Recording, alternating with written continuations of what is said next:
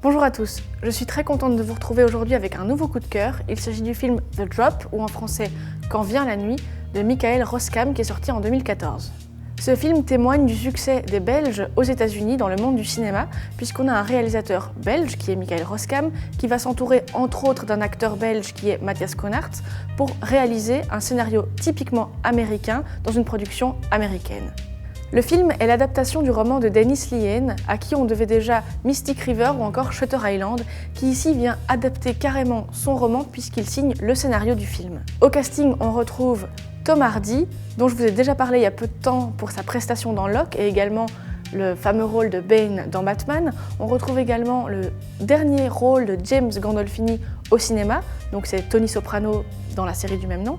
Et on a également Matthias Schoenaerts, comme je vous l'ai dit, qui est acteur belge qu'on avait vu dans De rouille et d'os. L'histoire, c'est celle de Bob, un jeune barman qui travaille dans le bar de son cousin Marv, James Gandolfini, qui finalement a dû céder son bar à une espèce de mafia tchétchène qui va utiliser ce bar comme bar dépôt, là où circule l'argent et surtout où on blanchit leur argent sale. Marv a une certaine frustration puisque le bar ne lui appartient plus, mais Bob, dont on imagine qu'il a un passé assez compliqué, également un peu mafieux, désire ne plus s'impliquer dans ce genre de soucis, mais un beau jour, ou plutôt un beau soir, le bar va se faire braquer et l'argent va leur être dérobé.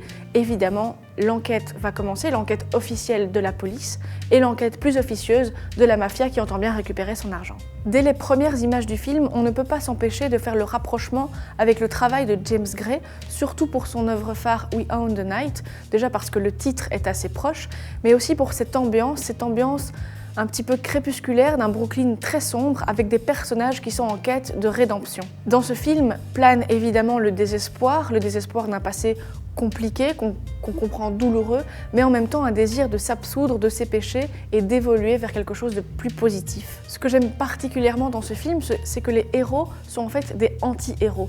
Les personnages sont très nuancés et même Bob, qui d'apparence est assez timide, discret, on va vite se rendre compte que ce Bob en question n'est peut-être pas si blanc que ça et que tous les personnages ont des conflits intérieurs qui sont portés à l'écran de manière très remarquable. Le point fort du film, vous l'aurez compris, c'est son scénario puisqu'il s'appuie sur un roman très fouillé, très détaillé et dans ce scénario, rien n'est laissé au hasard et rien n'est inutile.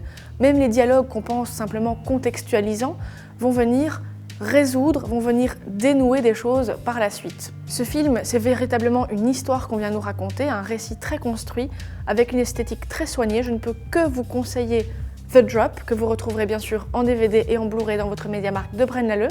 Quant à moi, ma critique sera sur le blog dont vous retrouverez l'adresse juste ici, et je vous dis à très bientôt.